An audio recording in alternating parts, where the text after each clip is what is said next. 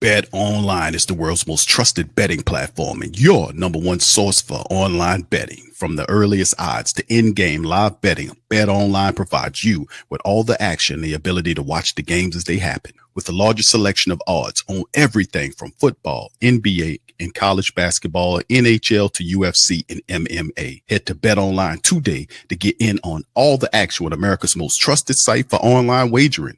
Bet Online, the game starts here. Bet on. Who that say they gon' beat them say? Who that? Who that? Who that say they gon' beat them say? Who that? Who that? Who that say they gon' beat them say? Who that?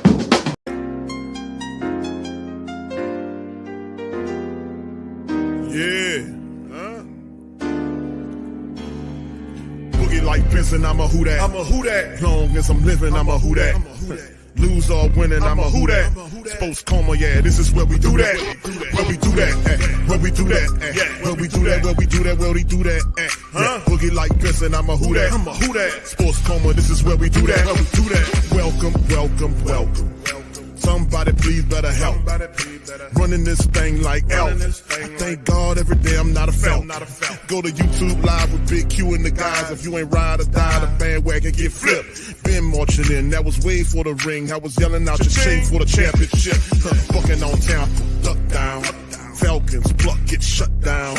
Panthers ain't much touchdown. The vision really belong to us now. So much hate on the Saints, you could probably tell. Ever since Bounty Gate hit the NFL, when things seem fishy and you probably smell the crooked referees on Roger Goodell. Yeah, probably like this and I'm a who that.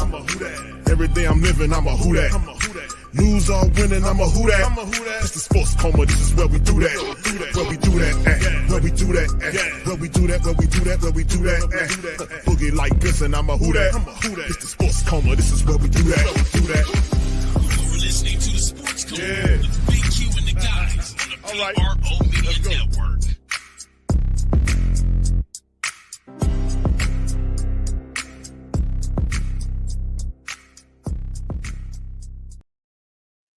All right, shout out to the fam, man. How y'all doing, man?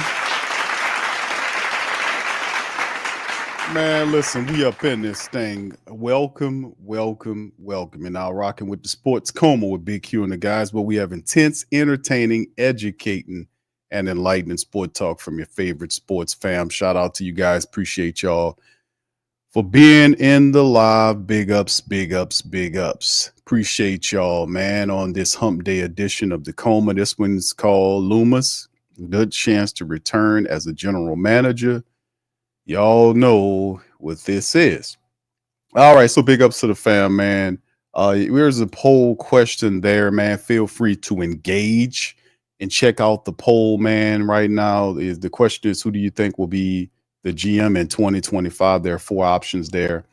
Please feel free to chime in right now. 35% of the family members are saying it's going to be Slick Mickey. 28% or 29% are looking at Kai Harley as the guy. And the thing is, it's y'all guys get your word in. Let me know who you think. So big ups to you guys for being in a live, man. Much love to everybody up in this piece. Much love. All right, Backwoods, I see you. Appreciate you. OG Jerry, Quavadius, shout out. Brother Judah, what's up, Barbara? Shout out to the Queen. All right, big ups to everybody. What's up, John? Good to see you. Maul and Maul, much love. All right, big ups to everybody, man, in the stream. Backwoods, Charlie, I see you, fam. Much love. All right, Max says Mickey has done nothing. The old people would disagree with you on that, Max. They'll tell you, hey, hold on now. Hold on now, Max. Let me tell you a goddamn thing or 2 or 3. Oh, I know. I was a general manager. Were you still wearing diapers there, Bucko? I won't play with me. I'll come for you there, buddy. Oh. But the reality is, you go back, that's what's the rep that Mickey Loomis is still operating with. He's thinking that in his mind that this is 10 to 15 years ago. And this is the thing. Now, the issue is with the family members, man, is that we know better. Like a lot of the black and gold people know there is a issue in terms of the direction of the team, right?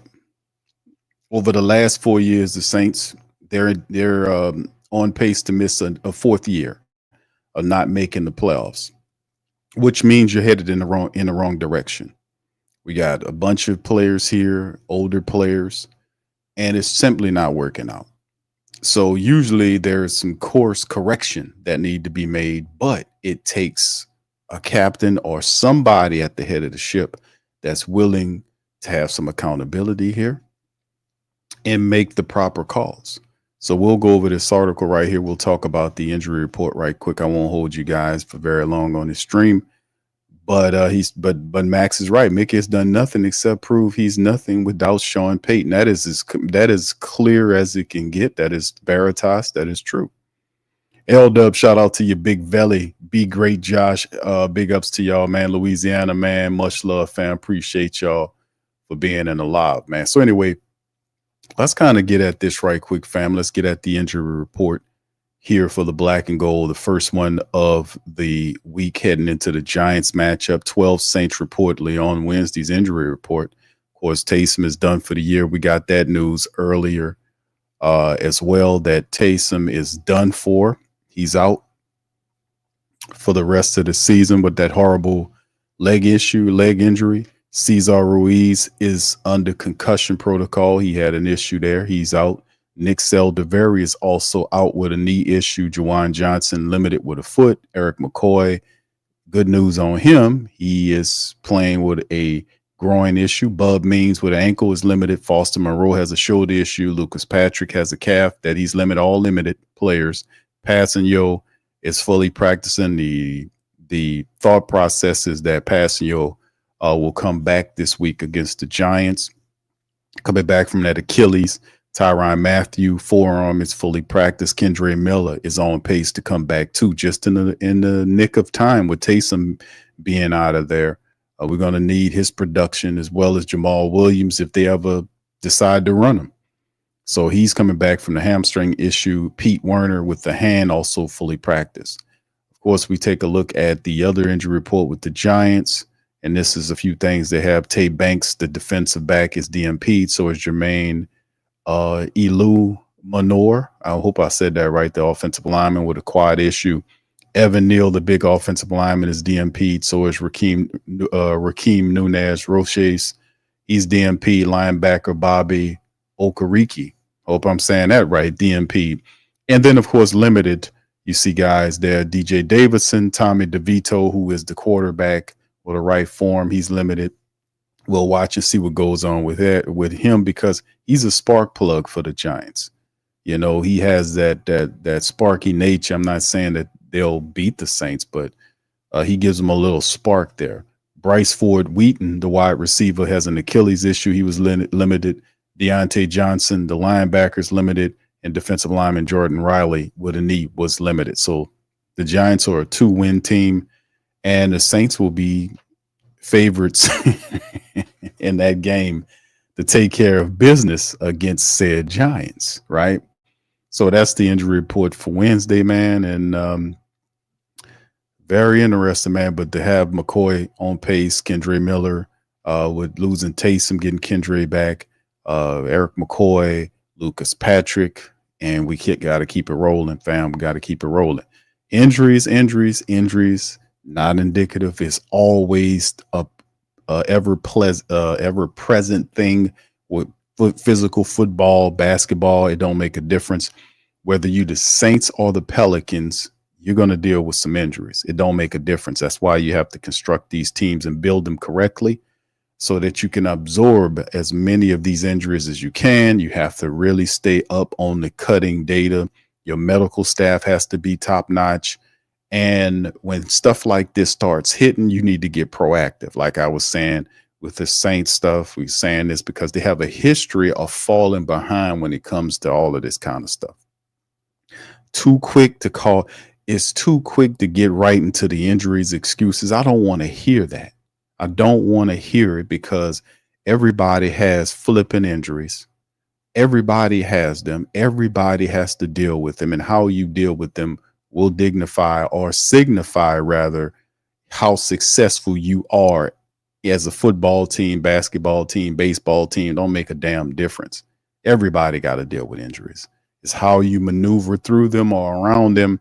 That'll show to your level of success. And the Saints are not good at that.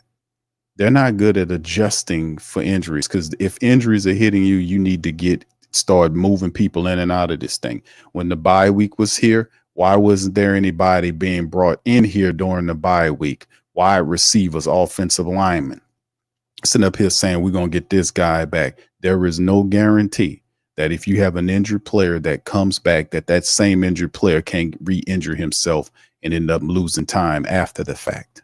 We've seen that happen several times throughout the season. They pretend like they don't understand that principle, and we keep getting hit with the same bullshit over and over again.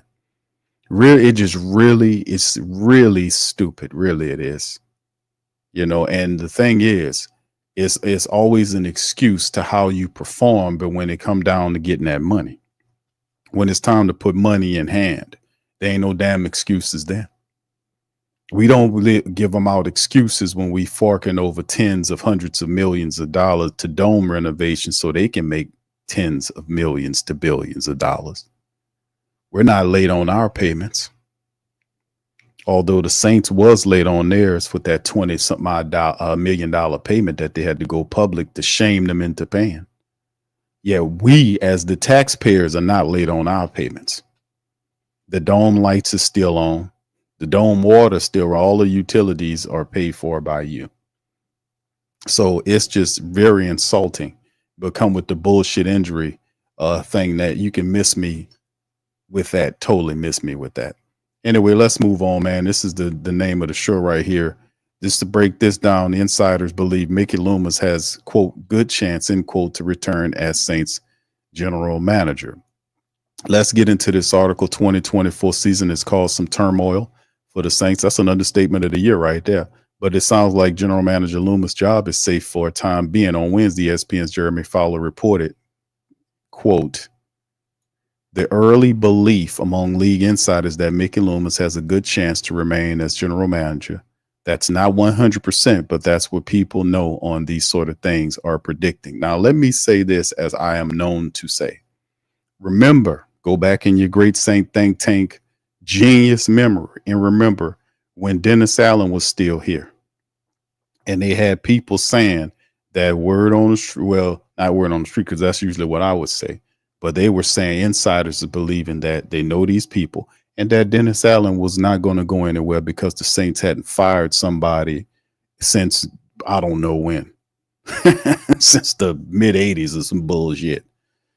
Oh, well, the Saints don't have a such and such a firing anybody. These same people were saying the same stuff. Y'all remember? Put one in the chat if you remember that. Put one in the goddamn chat if you remember that. When they were saying that Saints hadn't fired anybody since the 80s, and well, the Saints are not that type of team. What's going to end up happening is Dennis Allen's going to end up finishing the season, and then after that, then they're going to see what they're going to do with Dennis Allen. And I told them people, no, that's not how this is going to go. That was a different time, and this is a different time. And this time, we're not playing with your ass. We want that guy out of here. And guess what? We got him up out of here. To the chagrin of this dude that's on the screen. And here go the article right here. Remember when this dropped? I got the facts on screen. NFL.com. Saints general manager Mickey Loomis, quote, pressure and stress, end quote, caused team to fire Dennis Allen. Pressure and stress. Who's applying the pressure and the stress? It ain't Gail. And Lord knows it ain't Dennis Lauscher, who we need to constantly keep this guy next to Mickey Loomis. Dennis Lauscher, Dennis Lauscher, Dennis Lauscher. Not enough bows and arrows are aimed at Dennis Lauscher. They all picking up on Mickey Loomis, but don't you dare forget Lauscher. That's why when I talk about Mickey Loomis, these thumbnails come with Lauscher because he his boss. That's Mickey Loomis's boss is this guy right here. Lauscher.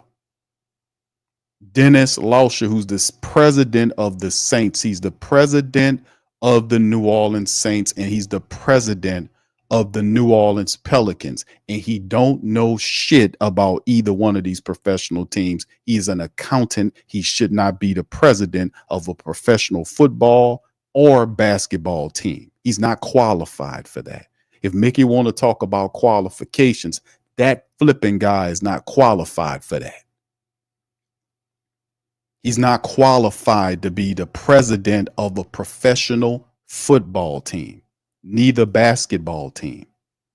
Why? Because he does not provide accountability where it belongs. He doesn't keep pressure and stress on the guy underneath him, which is Loomis, who has 2 jobs, who doesn't need to have 2 jobs. He doesn't need to be the VP in the GM because he's muddling the titles together and not doing the job as a general manager. A real general manager would have never let the Saints fall into a 7-game losing streak without forcing and putting pressure and stress on the head coach to make changes at the coach level. Whether that's taking Clint Kubiak with these boring, lame, predictable plays that he keeps running over and over again. Boy, if I see that play where, well, I ain't gonna see it no more because Taysom's gone. That's why we're not gonna see it. When Derek Carr runs his ass off to be a wide receiver and Taysom Hill is the quarterback. If I see that play, and I probably ain't gonna see it no more because pull Taysom on the injury list. But this same lame, garbage, non-adjustable, foolish, boring ass plays ran over and over and over again. Over and over again. The same 10 or 12 or 13 dumb plays that he runs. No imagination whatsoever. But pressure and stress should have been placed on these coaches, and they should not feel comfortable when you're losing. You're not going to feel comfortable when you're losing because your job is to win. Now, if you lose, you lose not because you're dumb or you don't promote or put up a intelligent effort, not a stupid ass effort, but an intelligent effort that the other team just wanted a little bit more and you lose a close one. We can live with that, a battle, but not a game where you just go out and just throw the game away.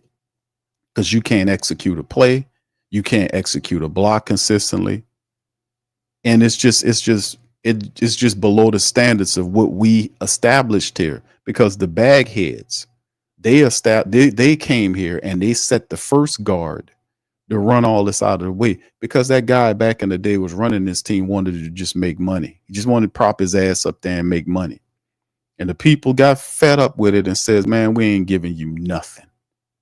And then they made a change. The Saints got better. Then they started to fall down again because that's what happens over time. So what they did in the next rain, this happened right before Katrina came in. People was telling Tom Benson talking about he want a brand new open air stadium over there on the Wall Lumber site. For my New Orleans people, y'all know what I'm talking about. An open air stadium paid for by the state and the city. They want the state and they could take money to build an open air stadium for the Saints. So you kidding me? And the team sitting up here stanking 8 ways to Tuesday. Stanking.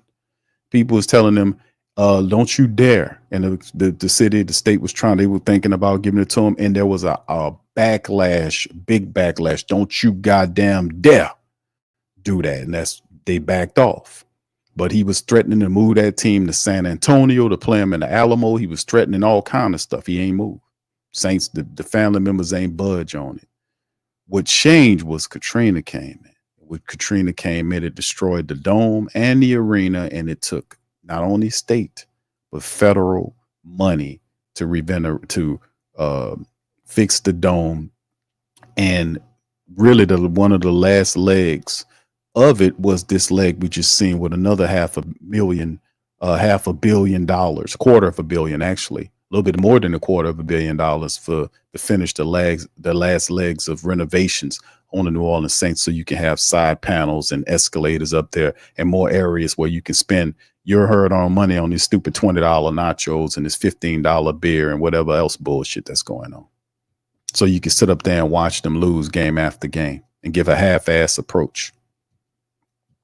You pissed off, but at the end of the day, they get their checks direct deposited after every game. The only loss here is you. You take the loss.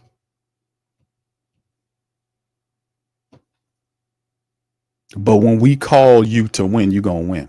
Cause see, this ain't we ain't gonna let you make it on the injury bullshit. And the moment you ever stand up here and try to be braggadocious or arrogant and insulting to the Who Dat Nation, we're gonna shut you the F down. Because we are funding everything that you do, and we're not gonna play with you on that. We will shut you down.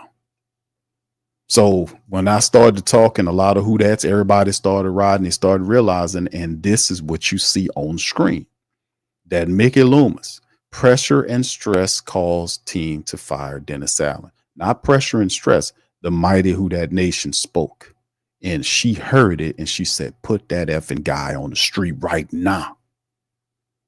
He didn't want to do it.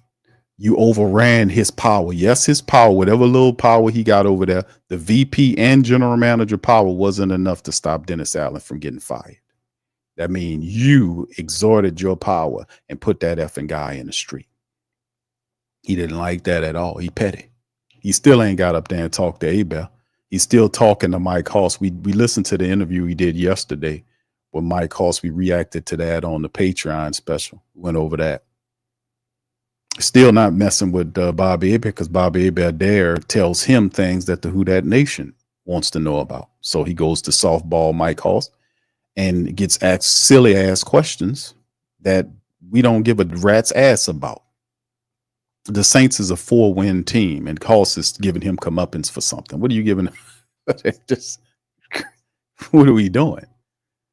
But in the end, man, this is the thing: stress and pressure and stress. And I said, I show you this an example for Dennis Allen, because they said that wasn't going to happen. I told them, you're a damn lie.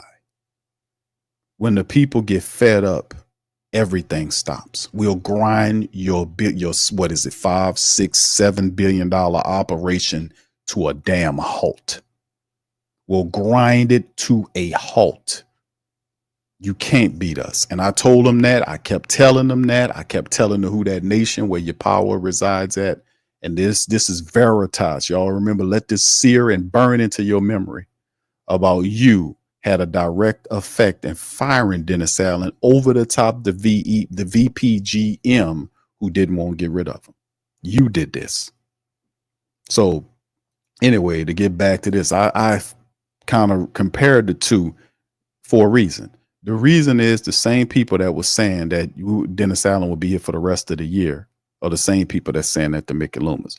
Remember when the reports came out, and I covered this before, when it hit weeks ago, was the fact that there was two groups. It was a bit of a division in the split with Gale and Lauscher and Loomis. Remember, Lauscher is with Loomis. He doesn't check him. He doesn't tell him anything. He lets him do whatever he wants to do. And it's the same thing with the Pelicans. You cannot hire somebody and just let them sit up there for years without having thorough checks on this person on a regular basis, if not a monthly or bi-weekly evaluation of their talent. I don't care how long they've been there. You have to be able to stay. That's what accountability. They don't care how old you are. You can be 15 or you can be 115. It don't make a difference. Accountability don't care. You have to. You still are up under the tutelage or whatever, the guidance of accountability. We have to have accountability if we're going to win anything. We can't have these rapid or these renegade type people running around here saying, I'm gonna do whatever I want to do. I'm the boss here. No, we can't have all of that. We got to have some evaluation going on here to check for these people. Like for the Pelicans, we can't have David Griffin sitting on top of the team, just making excuses, not doing what the hell he's supposed to do. The team falling through the floor, and then you're blaming it on injuries. It just doesn't make any sense. You know, you can't just sit up. There's things that you can do. And now everything's hitting the fan. that's what I was saying, man. At the end of the day, accountability, man. We don't hit. You're not going to make it with the injury excuse. We're not playing that. And Mickey Loomis is under fire, big time under fire. And let me tell you something, man. Don't forget, anytime the people have more power than the general manager and do something that he was supposed to do, this is by far a bad look for him. This hire with Dennis Allen was a complete unmitigated disaster. How he handled it was a disaster, where he was still talking about he's an excellent and great coach. This guy's a moron, man. This guy's a fool. He's a chump, a mark, an idiot. He doesn't know what he's doing. He don't know what he's talking about. Nobody's out there talking about Dennis Allen is a good head coach. Oh, he was a good head coach. The only reason why he failed is because of the injuries. No, you idiot. You're not supposed to say anything about injuries, and they tell you that. They tell you that all the time. You have the power to be able to do something about injuries. Before the trade deadline, you have the ability to trade. You have the ability to go to the people practice squads and pilfer people off their practice squads. You have the ability to sign people in free agency. You got to get guys off the team that ain't playing. We still have guys on the team that are Dennis Allen type of mindseted people that don't need to be here. There are guys that don't need to be on this team that we should have gotten out of here. When he left, there should have been a list of different cats that's following his ass out of the door. But there wasn't. There wasn't. So we still have a lot of people not doing their jobs there, and it's just sad. But anyway, let me get back to the article, man, and finish this up. The early belief among league insiders that Mickey Loomis has a good chance to remain as the Saints general manager. That's 100%. But that's what people it says in the know on these sort of things are predicting. Let me tell you something, fam. Mickey Loomis been with the Saints for a long time, but there had never been a situation where Mickey Loomis was override it by the owner. That she had total trust in Mickey Loomis until the Dennis Allen thing. That creates cracks and fractures. That shows that Gail, remember, a lot of these guys were given to her by Tom Benson. He passed away and left her his staff. And Gail's hearing frustrated. Now, Gail's not a person that's going to sit in that ivory tower. Gail is around. She's a people person. She's a socialite. So she's going to go, Gail, you can go to different hospitals and charities, and Gail's in there meeting and smiling and shaking hands. She's a socialite. She's a mover and shaker. She's a socialite. She likes to meet people, that type of thing. And when people talk to her, she listens to the people and she listens to the players. Both the players and the people are saying the same thing. She did her investigative work where Mickey Loomis and Dennis Lauscher were just sitting on their ass letting the team burn, waiting for injuries. This is how crazy this is. But in the end, there was a crack and fracture in the relationship insofar as the trust. Anytime you go over and command him to fire somebody, he's saying, hold on, Gail, hold on, don't fire him. It's injuries. And no, fire him. And fire him, and then he comes out and says stress and pressure. That's you. That he was lying about. And I done busted that guy and lying about people with the tickets when people were cashing their tickets back for the Detroit game that we played. People was selling their tickets to the Detroit people. And then they asked him about it. Like, well, that's because they needed their money. They needed their money, and that's what they did. They sell the tickets. It's tough out here right now, people. And that's why they didn't. No, they didn't. See you just lie about. Just create a whole narrative that's BS and BS bull based. And it wasn't that. It's the fact that the Saints stink. That's what it is. The Saints stink. Let's keep it real. They stink. They stink because they don't have any accountability. They stink because they don't have much imagination. They stink because they're not consistent, persistent, and thorough. Let's keep it all the way funky. They stink. That's what it is. They're a 4-win team. They're a 4-8-win team with 5 games left in the season. Somebody, it's still a chance. Not a chance for a team that it's a low IQ team, which is players don't even, man, I'm not going to give it. They stink, man. They stink. They're a bad team with no vision. You got a passionate coach right there, but he's not a strategist. He's not a person, a guy that's a good strategy man. He's a good guy is a emotional, passionate guy, but once the honeymoon over, what else you got? That rah-rah stuff is good, but we also need a game plan. We need some direction here. You need to start shaking. You moved some parts over here on the defense that made it play better. You did some stuff with the special team, but how you sit up there and left that offense like that, huh? One touchdown last game.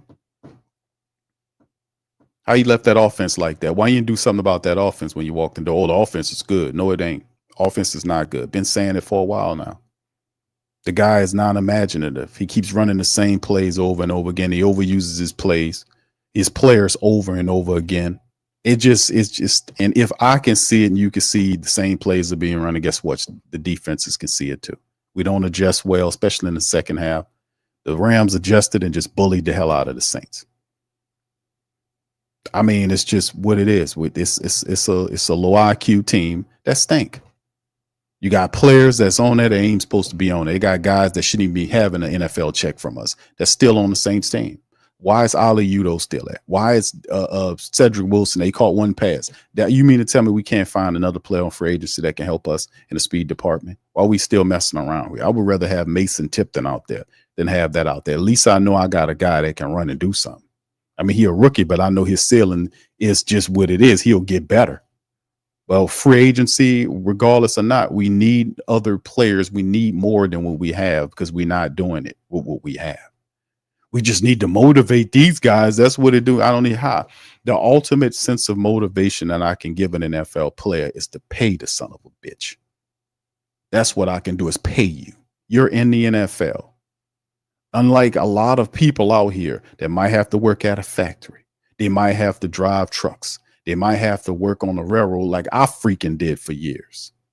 They might have other people that do all kind of other stuff to make a living. And you in the NFL making hundreds of thousands, some of them to tens to hundreds of millions of dollars. You can't get motivated off of that. Man, come on, man. What we talking about here? Professional. We are supposed to be professionals, but we got a lot of guys on this team not supposed to be on here, fam. That's why you got a 4-8 team. Guys are still here that they're not supposed to. We ain't clear out all these people like we were supposed to. Some of these guys you can't motivate because they're not good. You got to get them the hell up out of here. Just real spill. I got to give you 100% funk. I ain't going to dance around with the cotton candy nonsense. We don't have time for that. So anyway, Loomis has been a member of the Saints organization since 2000, was named general manager in 2002. He added the title of executive vice president in 2013. Unfortunately, the Saints recently have struggled to capture the success of years past, failing to qualify for the playoffs for 3 straight seasons, soon to be 4. At 4-8, the team is looking at the 4th consecutive year without a postseason appearance. Dennis Allen was fired after the team's 2-7 start and replaced by special teams coordinator Darren Rizzi. Fowler went on to explain that Loomis' job security indicates the Saints could be eyeing someone with previous ties to the organization as they search for a new head coach this season. The Saints have traditionally valued connectivity, familiarity, which could be a factor in the interview process. Lions defensive coordinator Aaron Glenn, the defensive back coach, is expected to get a look in New Orleans. Fowler stated Bills offensive coordinator Joe Brady, a Saints offensive assistant in 2017 and 2018, and the LSU offensive coordinator when Burrow led the Tigers to a championship is a logical name as well. I don't know about all that. An intriguing candidate would be Broncos defensive coordinator Vance Joseph, who is from New Orleans area. The Saints will likely cast the proverbial wide net, but I think their tendency toward familiarity is noteworthy. No, it's not. We've done that. It's time to switch gears.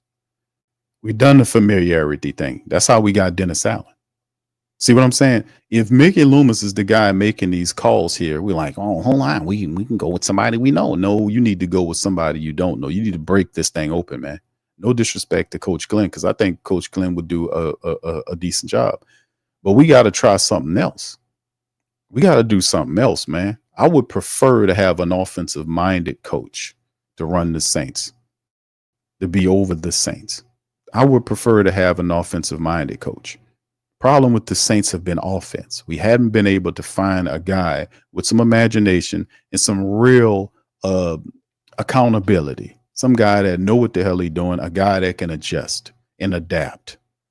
These guys we got right now, they hard head, they don't understand nothing. You keep telling them the same stuff over and over again, and what they do, they keep doing the same. They just go out and do it. A guy reporters ask you, "Hey man, you think Taysom Hill, you using him here, that, and the third? Are you concerned about uh overusage of Taysom Hill, such and such? You do know he's in his mid-30s, such and such." No, I ain't worried about that. Yeah, he played a lot in the previous game, such and such, such and such. Are you kind of worried? No, we're not worried about that. We do a good job to kind of such. So I'm like, what? What are you talking about? You use him too much. And then it's dumb play calls, like instead of just putting a QB sneak in there, why we can't use a QB sneak? The old fashioned QB sneaks when a guy gets behind the center and he gets the ball and says, "Go forward."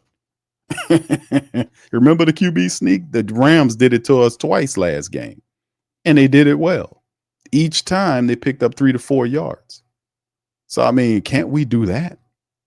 But I'm listen, man, we need to try something new in terms of him being pushed out of there. I don't want Mickey Loomis making these calls no more. Because who's to say that he won't hire another Dennis Allen flub ass coach in here? He don't know what he's looking for.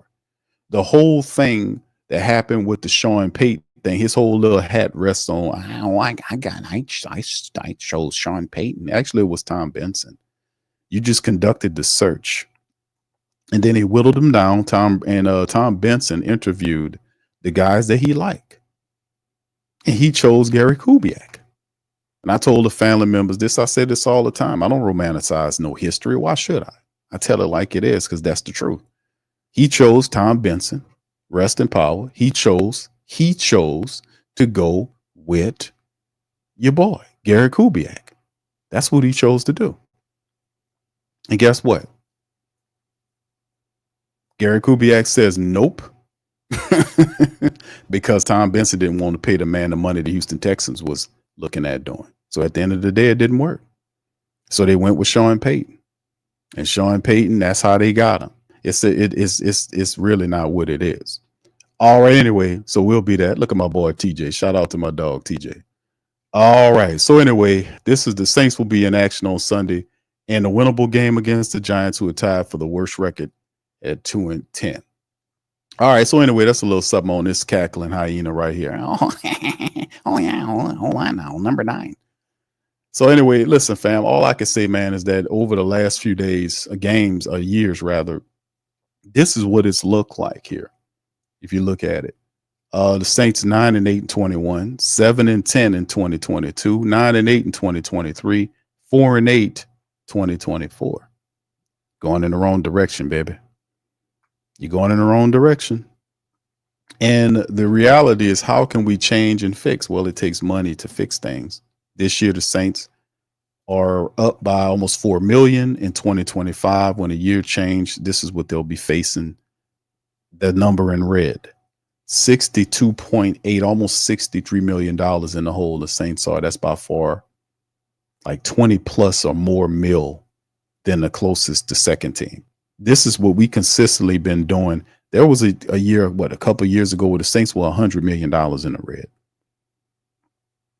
That is not how you're supposed to run a team. And now you're seeing, as the draft picks don't hit and the older players are getting hurt consistently, and you don't have the thorough depth that you need to keep the team going, you're seeing the team starting to shrink and fall apart. And then to kind of hold it together, because it's like held together by spit and spackle. So you have all this other junk going on. You got Mickey Loomis talking and saying, well, injuries, and we're waiting on guys to get back. No. And he's going to fight tooth and nail to try to keep the plan, which is to keep the players here that he's paid contracts for, keep them here as long as he can over the next 2 years. And then you get out of cap hell by just going through it begrudgingly. That's what Mickey Loomis's plan is. So when you hire a new coach, the new coach is going to come in. He is not going to have a lot of room to wiggle to fix the Saints. That's the mentality. Like, he's not going to have his own quarterback. He's going to be tied to Derek Carr. So, a lot of people come in, they want their own guys. And something, and from a contract standpoint, it's not going to happen. The Saints are not going to cut him because it don't benefit them to cut Derek Carr. So they're going to be tied into a lot of players. So when you need to restructure guys, who do you go to? If you look at the 25 numbers of the base salaries, the largest number is Derek Carr's $30 million. The second highest number is 18 for Ramczyk, who is a player that I don't believe is going to play again. So the Saints might be able to use a maneuver to get from up under Ryan Ramczyk's contract. That might free up in some money, but you're still 60-something million. Hell, let's see if the salary for the NFL goes up $20 million. It cuts you at 40 plus million. So you have 40 million. You still got to work back in the red 40 million to the black to be able to sign your players, re-sign certain players, whether it's Chase Young or Paulson Adebo or whatever. And then even to be able to go into free agency, if you can do that, to be able to sign some players that you can bring in, also freeing up money so you can sign your draft picks, stuff like that, stuff that keeps your team afloat. So it's going to be very interesting to see how this is constructed. And the reason why I bring this all to focus to talk about is because when it comes down to vision about which way to go with your team, it all starts at the top with your general manager. That's what it all comes down to. So in the end, where do you go and what do you do? So that's why the question in the chat is what it is. Who do you think will be the GM in 2025? So Mickey Loomis is, 30, it done shifted just like that. 34% of the family members saying, man, listen, it need to be such and such. I'm not mad at y'all for that, man. The faith in Mickey Loomis is out of here. And the reason, because the faith in Mickey Loomis is out of here, because he's arrogant. He's a fake employee elitist. He berates the people. You're not qualified. Why would I listen to them? This kind of stuff. He even berates the reporters. Oh, that's lazy and unsophisticated. A lazy thing to do. That kind of stuff. Like, who the hell is this guy? Dude, you're an employee. You work for somebody else. What the hell you? Boy, you better be lucky Mickey ain't the president of the country. Could you imagine Mickey Loomis as the president of America? Boy, y'all ass is in trouble. Oh, that guy said that. Go over there and get him. Oh, hold on. I'll take him and go and get him. Bring him here. I want to talk to him right now. Tell him, come here. Go get him. Mickey be having all the weird looking people going out, picking up people that he'll bring them back to him, asking them questions. Hold on now. Where did you leave the clam chowder at? Well, hold on now, So it's just, he'll be a total tyrant. He's already not personable. He doesn't talk to any of them players. Y'all know that? Even the reporters have reported that about him. Mickey Loomis doesn't talk to the player. That should have gave you, I told y'all that last year. I told you that the year before that he don't talk to them players. That's why it was a big joke when he went down there after last year when Dennis Allen apologized to the Falcons. Mickey Loomis said he went down there and had a talk with the players. And I told y'all that time, like, the people not listening to you. How you going to go have a talk with the players at the end of the season? Where was your stupid garbage talk prior to them losing them games? Hey, where the hell was Mickey? You going to bring it to current day? Where was Mickey Loomis' stupid ass talk when the Saints were falling through the floor on the 7-game losing streak? What was his stupid ass speech then? Guy's totally detached. He failed. He's a failure at the general manager position. He's not a real GM. I keep telling y'all that. He's not a real GM. Real GMs do their job every day. They evaluate every day. They don't sit up here and tell you in press conferences, hey, guys, I don't do, when we win emotional, so I only do my job. I don't evaluate when I'm happy. Well, when we win, I'm too happy to evaluate. When I lose, that's what he says. Win or lose, he doesn't do any evaluations. Isn't that obvious? You got fractures between the coach and the players. He's supposed to iron out the wrinkles. He's the general manager. He's supposed to act as a neutral party to iron out any disagreements inside of the building to keep everything cool and calm. Where the hell he was at when Marshawn and Elvin and everybody was mad about the losing? Where was he at? Why did he? You know where he was at? Every week he was making excuses about injuries. Well, it's injuries. That's why we're here. It's injuries. His default mechanism is injury. That's what he says. It's injuries. Why we're losing right now? Why we had to fire Dennis Allen? Because of stress and pressure, but injuries. That's what it was. I'll tell you. I'll tell you what the hell it is. It was injuries. And listen, Dennis Allen's a good coach. Dennis Allen, 3-9, 7-9. Yeah, you can't say that shit now, huh? You can't talk about him. You can't break that bullshit ass sheet out your back pocket and start. Let me read him. Let me read. I was ready for you guys. Hold on. Chuck mode 6-7. Now you can't do that dumb shit no more, huh? What a clown, man. It's pathetic, man. But in the end, like I said, I wouldn't, what this guy is saying, this is the same people that said the same stuff that they said about Dennis Allen, that Dennis Allen was going to finish out the year. And I say, oh yeah, watch this.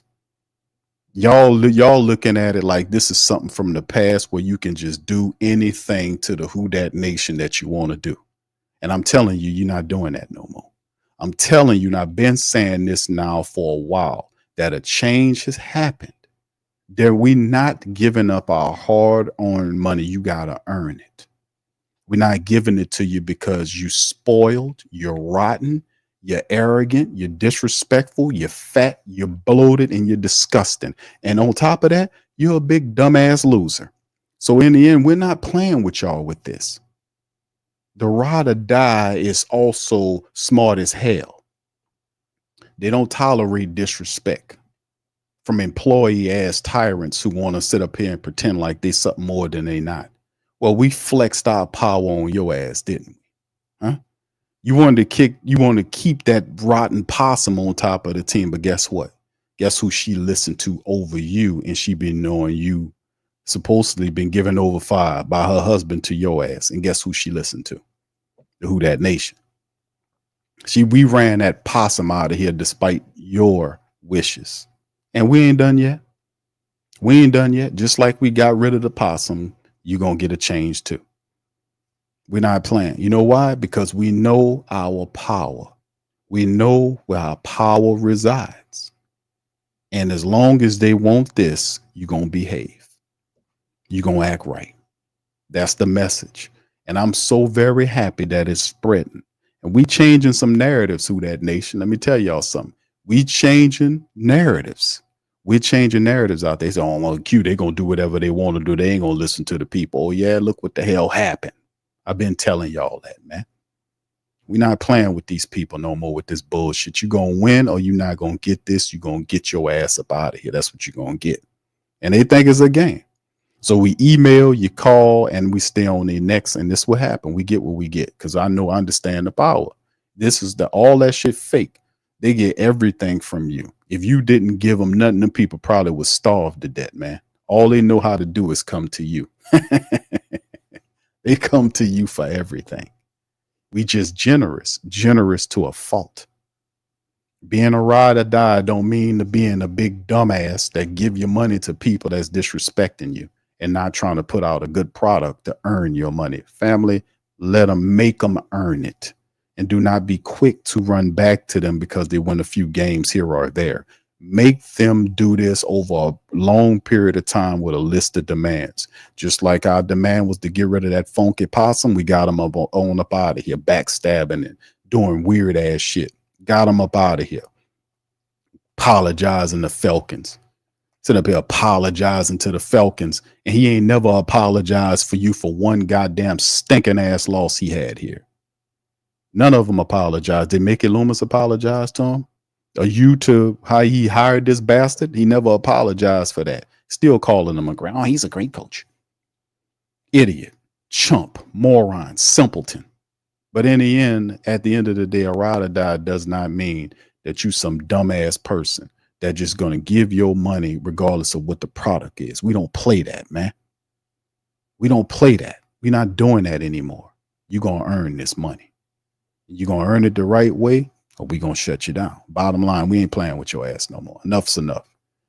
Anyway, fam, listen, let me take a few questions from the chat, man. Appreciate y'all for being in the stream. Much love to the fam. I just wanted to talk at y'all right quick on some stuff. If y'all got some questions, I see y'all. What's up, Jasper? Shout out to you, fam. What's up, Chantel, baby? Good to see you, brother Gundams in this thing. All my day ones in this piece. Much love. GM Kev. Much love. Say Mike Hoss gave Mickey kudos. We talked about that, brother. He gave him kudos. Mike Hoss gave Mickey Loomis kudos. Let me say that again. Mike Hoss, who's the softest, spineless Saints reporter, and our reporters are the bomb. That I've for the last couple of years, I've been giving our reporters nothing but love because we have the best reporters here. I believe we got some really good ones. But the one dude that I don't like is this Mike Hoss dude, because Mike Hoss basically sold his soul to get that job. And he sits up there. He don't ask questions. He just rambles on and just, I don't know. I can't explain it. It's very weird, but some kind of way he's just said some dumbness about giving Mickey Loomis kudos for something pertaining to the Saints. And I had to pause and it says, what are you talking about? The Saints are 4-8. What are you giving them kudos for? What kind of kudos are you talking about? What are you doing? But it's just kudos because this is a sucker. He's a sycophant. This is a brown noser. That's a brown noser. And you know, just because you work for somebody don't mean you need to stick your nose in a place where it gets brown. Okay. Did you catch that?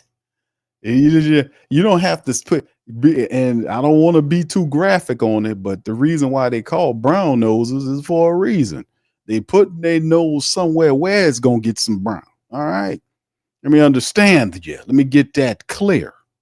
But listen, man. Yeah, this is just ridiculous. It's ridiculous. All right. So big ups to y'all, man. Appreciate y'all. What's up, Ro? Good to see you in there. Smoke Dog. Good to see you.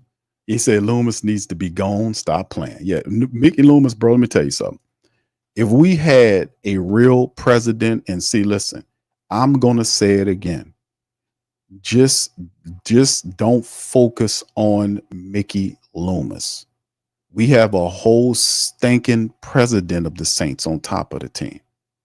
We have a whole stinking president on top of this team. His name is Dennis Lauscher.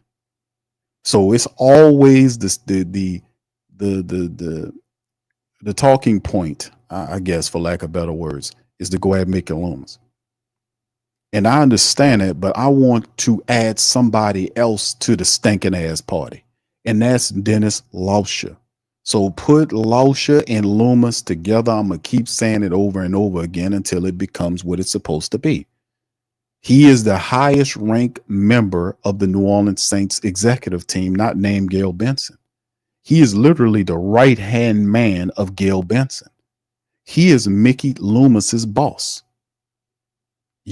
So with that being said, Lauscher needs to be in just really focused. For whatever reason, everybody gives him a pass. I don't care. He's the president of the Saints. He's the president of football operations for the Saints. The vice president is Mickey Loomis, and he's the general manager as well. Mickey Loomis is. This guy is not pulling his weight. Lauscher or Loomis, they're not pulling it. So when we say, change needs to happen, we need to keep Lauscher and Loomis in the same area. When we're talking about change needs to happen, we need to put Lauscher out there with Loomis too. Let's remember to do that, please, because change has to happen at the top. The first thing that I would really want to do is find another I got some streams about that's coming out, I think this week, where I have some ideas that I'm going to share with the family members. We're going to put it on Patreon first, but there's some ideas in terms of this. But I've said this all too well, with a few moves, the Saints can turn around their the IQ of the executive side, because there's only one person that's at the top and that level on that side. That's Mickey Loomis operating way up there. And Dennis Lauscher is the second man. Loomis is second. I mean, the first man underneath the woman. And the second dude with power is Mickey Loomis. And he has two positions, with the VP and general manager position. He doesn't need to have both of them. You need to be that GM position needs to be stripped away. So you're not going to fire him because he does have a bit of job security. So there's no firing here of Mickey Loomis. Let's be very clear of that. Unless something terribly happens, or he has a health scare, or something terribly happens, the relationship with him and Gail disintegrates to the point where she's like, it's best for Mickey Loomis to go. That kind of thing, which I don't see that happening. You never know. We'll monitor it. But at the same time, realistically speaking, Dennis Lauscher should be moved off the president's position because he's out. He's not qualified to be no football president. He's not. or the pro basketball team. He's doing the same thing with the pro basketball team. He's doing the same bullshit there. He doesn't know pro ball. He doesn't know pro football. The man is a businessman. He knows how to go out and talk to people, meet with them, create a title for him on that side. But this other stuff with the football operations, get that away from him ASAP. That needs to change. And that's some of the requests that you have, or the demands rather that you have for them to get your money back.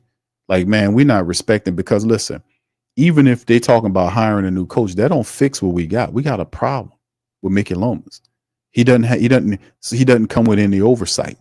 If whoever you hire, Mickey Loomis is not going to have any oversight. We need somebody there with oversight that's going to be there to make sure they stay on top of the team. We don't need to hire any more coaches until we understand that Mickey Loomis needs to be stripped of his general manager position. You can keep the VP job because that's how he operates, but the general manager position, he needs to be stripped of that. He ain't going to want to do it because he's an attention whore that sits up there and he likes to stand in front of the press and talk to him when he wants to talk to him and stay in the spotlight, even though he don't need to be there.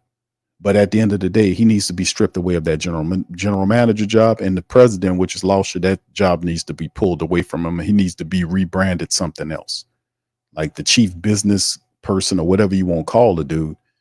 But at the end of the day, that job needs to be stripped away. And you need to find you a real president of football operations, a guy that was a former player, that's not just any player, but a guy that's like the best idea I can do is John Lynch. He was he played at a high level as a player, and he went through the NFL executive program, and he became a general manager.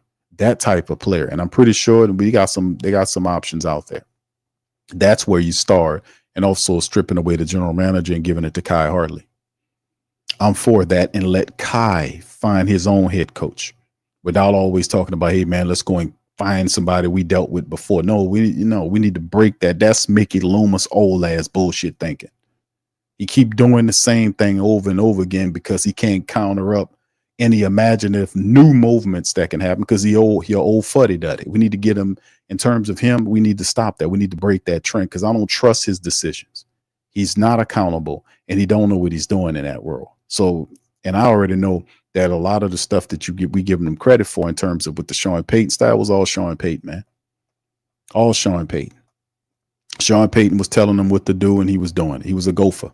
He's a good gopher, but he doesn't come with any imagination. He don't come with anything else. And when you challenge his ideas, he gets pissed off. That's why you need to get the hell out of here. You can't be pissed off with us when you fail and we're mad at your failure. You can't be pissed off at us. That's why you need to get your ass off that general manager position. You go sit your ass in the VP office with the door closed all day.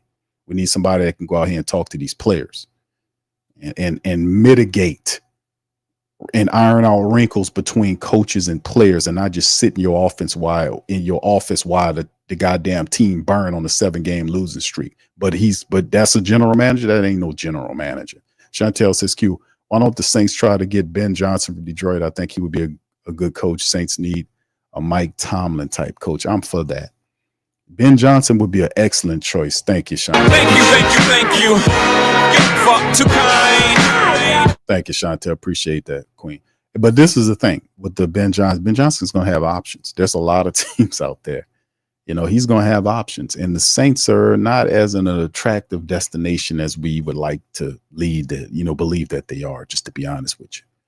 They're not. The Saints, whoever takes the Saints will be saddled with Derek Carr. He's not going anywhere. They're going to be cash strapped, because next year the Saints are going to have to renegotiate contracts to free up revenue so they can be able to even participate in free agency. And whatever they do is probably not going to be a lot of free agency stuff going on, which means it'll tie them up. Like from a money perspective, whoever's coming here, they'll be straddled or tamped down with Mickey Loomis' bad decisions over the next couple of years with money, right?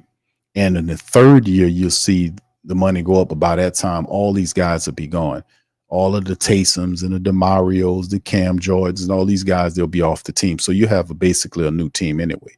What this was a last-ditch effort to just to get to the playoffs. This is not even something about a championship. This was just an attempt to get to the playoffs. Like I said, if you go down to the Saints facility, and I've been down there I don't know how many times, you go down to Airline, they still got that old ass faded ass emblem of when they won the Super Bowl. Y'all remember that? It's the orange and blue symbol that sit on the front of the practice facility, the indoor aspect of it on the front of the building. You see it's that old faded ass thing. That I looked at that, I was like, man, that's just indicative of what the Saints are. They're still trying to live off that old ass Super Bowl that they won all them years ago. They don't even talk about winning those Super Bowls. They don't even say it. They don't say it's like saying Candyman 3 times in the window on a stormy night. You know, that's what they saying. That's how it is. That's how they play the game. They don't talk about winning no championships. They don't talk about it. Y'all, when the last time you heard the Saints say, we're gonna win, we trying to win the Super? I'm talking about the Saints people, the coaches, the head coach, the general manager say, man, we about winning Super Bowls here. We gonna go this type. When you ever heard them say that? When you heard that? When the last time you heard that? You don't hear that because these people make money. It's too tough for them to get that busy for them to be competing to try to beat other teams out. As long as they get into the playoffs, they believe that that'll quiet you down just enough so they can keep making money. You think it's a game? You think it's a game? I'm not kidding you, man. That's when money gets in the way of what you as a supporter has expectations for your team. That's when money gets in the way. From a business standpoint, you know, they're living off the lust of this old ass Super Bowl. That's been years ago. Years ago. And the Saints haven't come close to even getting that. I mean, they had the junk that happened with the Rams, but at the end of the day, the no call wasn't the reason why you lost that game. Even Sean Payton said that. When you get out your emotions about it, go listen to the interviews, because we was playing them on the show at the time. Go listen to what Sean Payton was saying. He said after the no call, he's like, man, really, that's not the reason why we lost the game. Like, really, Q? Y'all don't, fam, listen, I don't forget.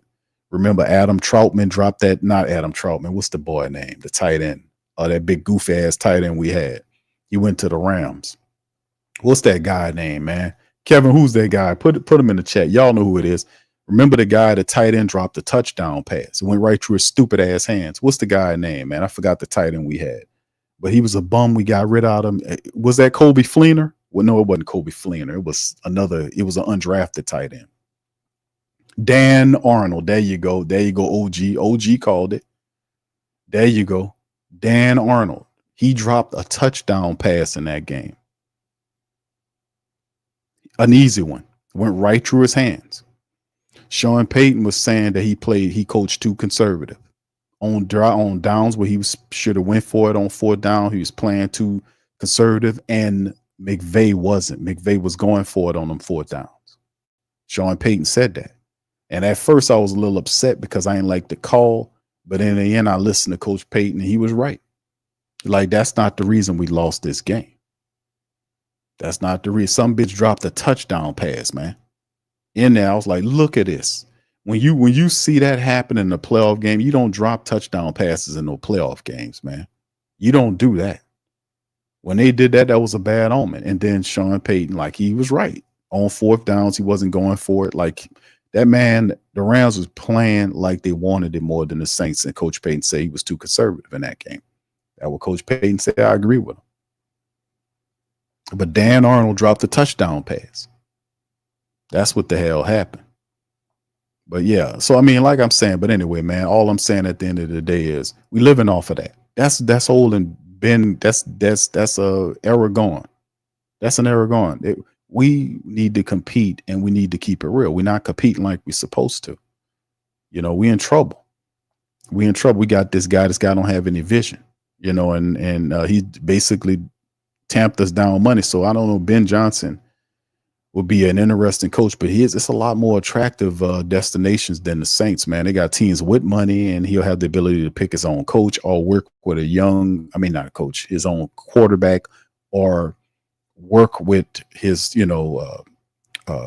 money and his own quarterback. And that's very attractive to people with options, you know.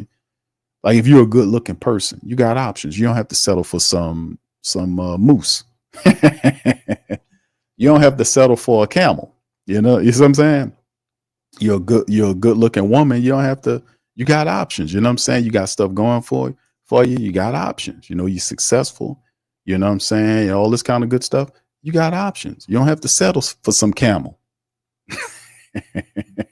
You have to settle for that. You got options. All right. Anyway, big ups to the fan. What's up, Ramsey Services Q? We need to petition Gail Benson to fire Mickey Loomis. She's not gonna fire him, but I wouldn't waste your time on that, brother. All I would do is, they know you don't like them. They know you want them up out of there. They know that. I would recommend that your list of demands come with a shifting of the organization and come with some solution. Don't just say stink and he sucks, which they do, and they know we believe that. Solution is hashtag new Saint GM Kai Harley. You know, hashtag new Saints president. You that type of stuff. You know, that's the answer. You know, to move him out of here, because it's not a foregone conclusion. The guy been up there for 20 something odd years, man. At some point, you got to get out of the way, man. You got to move on. And if he too stupid to realize that he really is that stupid, he don't realize that his decisions are hurting the team, then, you know, that guy's far gone anyway. He's far gone. That guy is far gone. His judgment is so bad that he done lost any respect and untarnished whatever little reputation he had. You know, his decisions and how he was protecting Dennis Allen, still calling him a great coach and all this bullshit. Get out of here. Brian says dysfunctional franchise do. You're right. Dysfunctional. Yeah. And it's the same. And I'm going to tell you something. It is dysfunctional because it's happening with the Pelicans. Pelicans are a 4-win team right now. Aren't they 4 wins? The Saints are 4 wins and the Pelicans 4 wins. I just realized that shit. Actually, I say it, but then when you see it, I mean, hold on. In the Saints are 4-8 and the Pelicans. The goddamn Pelicans is what? 4-18. You tell me that's some shit. The same ownership group runs both squads. The Saints are 4-8 on the season, and the Pelicans are 4-18. You can't make this up, man. How you a 4-win football team? You 4-8 as a football team and 4-18 as a basketball team.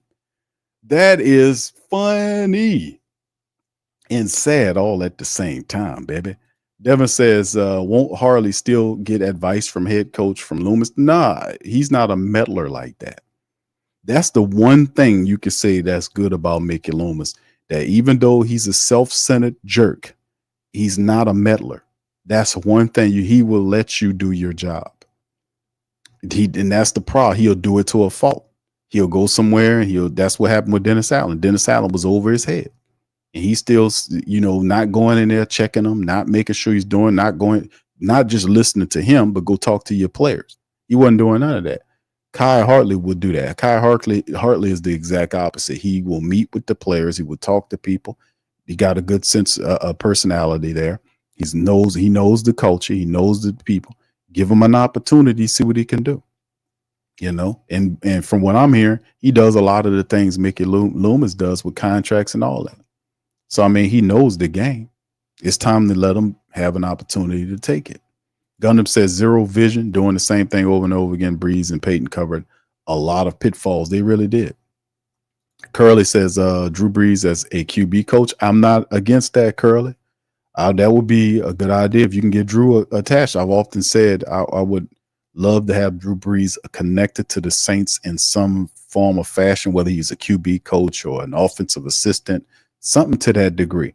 I think Drew, I don't know if you get Drew with that, because Drew's a dude, you got to pay him money. Drew about his money. Remember, Drew Brees never gave the Saints a pay cut until I think it was the last contract he had with the Saints that he gave him a pay cut on. Drew Brees he didn't believe in no pay cuts. He wanted all his money. You know, Drew Brees wanted all his money. The last contract he had with the Saints, he gave him a pay cut on it. That last one.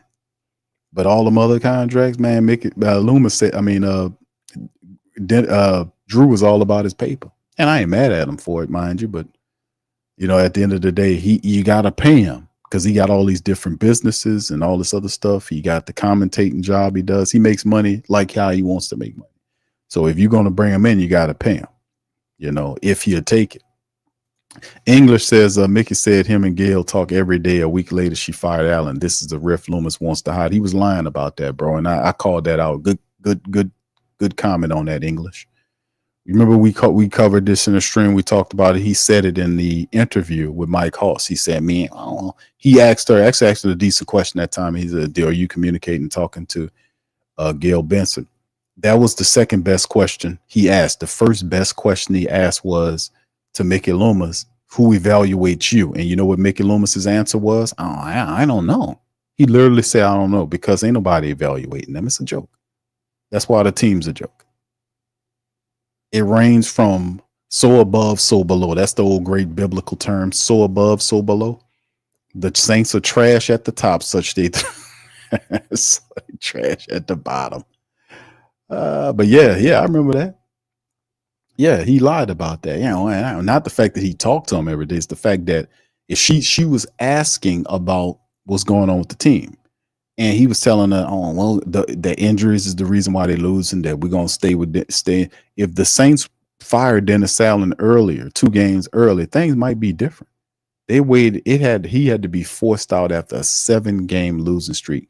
The players on social media, tweeting about stuff. It got out of hand. It got to the point where it had to become a circus for him to fight. He didn't really want to do it. If it was up to him, Dennis Allen would still be. That's how stupid that guy is. I told y'all, the guy's out of his mind, man. He doesn't need to be running anything. Kev says most people push for Vrabel to be the next head coach. I see that, bro. I'm not really big on the Vrabel thing. I want an offensive minded coach. I'm gonna just be honest with you, man. I want an offensive minded coach. I think defensively we'll be okay, but I want more of an offensive minded coach. We've been having so many struggles offensively speaking. I would much prefer to have a head coach that is very smart on the offensive side, or a guy like a Flores, that got all these other great attributes, like he's a good communicator, young coach with a lot of energy. Reminds me a lot of D'Amico Ryans with Houston. Reminds me a lot of them. Very sharp, very smart. Interviewed here, was really, really solid. Got a raw job with Miami when the owner was trying to tamper to get Tom Brady there. Remember that? And then he was telling them to lose games and all that. So the guy had to sue him and all that. He didn't get a fair opportunity in Miami. He had to sue the league behind that. He didn't get blackballed. He still was able to coach. But this guy is reputable. And I'm saying he comes with a great degree of integrity. You know how much integrity that takes for him to sue the NFL like that? You understand what I'm saying here? That takes integrity, man. Unlike some people in the game, unlike some people that sell, they don't have any integrity. They got this mobile integrity, as it's called. Listen, fam, let me tell y'all something, man. Be very mindful of people, because not everybody the same. And also remember this. Do not try to take your belief system and superimpose it on somebody else. Not saying that you're doing it forcefully. What I mean by that is, don't subconsciously say, okay, because you do this, they're going to do the same thing. You get what I'm saying? Don't do that. Because some of these people out here, they'll sell their body, their ass, everything for money, for whatever. They don't have any integrity. They don't have any integrity.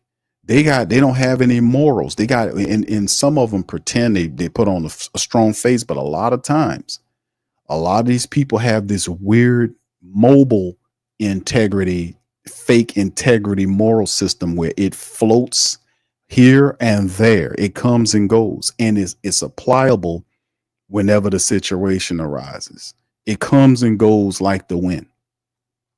It's like a mobile integrity. It's not a rock solid embedded thing like you have, which we talked about. Foundation is something that's in the ground that you can build on, meaning if the wind push up against it, or it's something that's tested. It's not built on sand. It's not a house of cards. You're unmovable, unshakable. You see what I'm saying? That's what I'm talking. That they got a lot of those rock solid people in the world where no matter what comes against them, whether they get divorced or whatever, I don't care what happened. People lie on them or whatever. They just, they take all of it and they strong in here. They're tested. They're diamonds. They ain't some bastard out here giving it up just to get some money or some position and sell a soul. And then next thing you know, they taking pills and drinking because they can't deal with how they got what they got.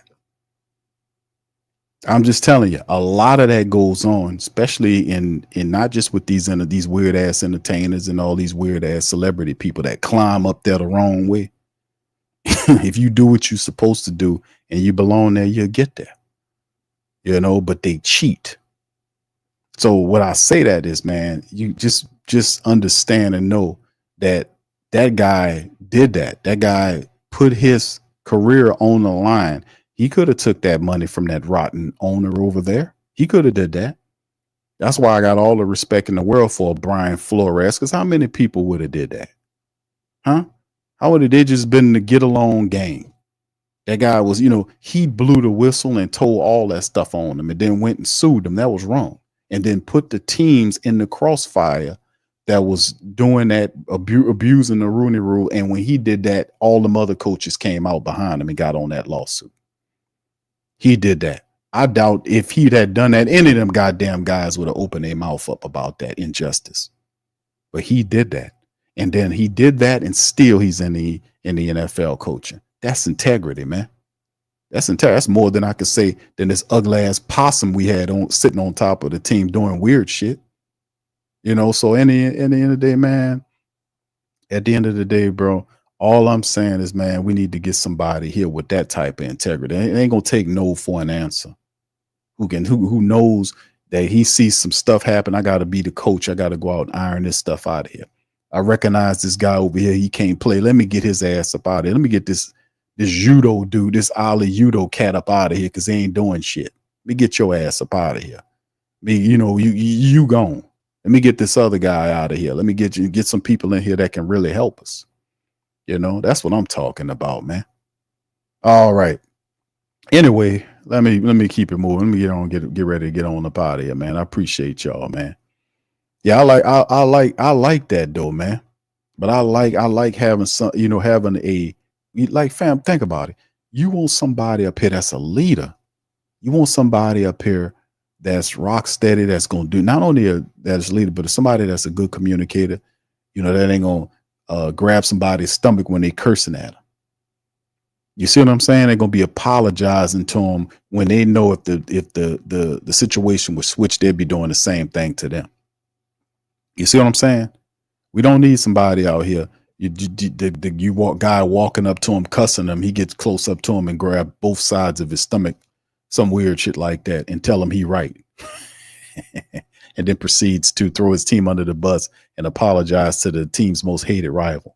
Even James Hurst said, man, when Mickey Loomis came in there, he thought they was going to fire Dennis Allen right then and there. But instead, he got behind Dennis Allen to the chagrin of the team. And he spoke about that being the moment that fractured the team. Then they started lying. Mickey Loomis and Dennis Allen was lying every day up from that point, saying there's no fractures and all that. Just lies, just garbage, trash, filth. But anyway, man, that's what we want here. It's time to get these bums out of here, man. We done gave these guys an opportunity. We tired of this losing. It's not that damn hard when you do what you're supposed to do. We see teams winning all the time. Earl says, to be honest, I'd like to see Kubiak as an OC again next season with a healthy offense and not dealing with all these issues. He's dealt with a depleted O-line, including our star center and 2 wide receivers that are. Well, Earl, I understand. He says, but we did we do? He says, but what did we did on weeks 1 and weeks 2? We crushed teams and dominated. This is the thing. You're right.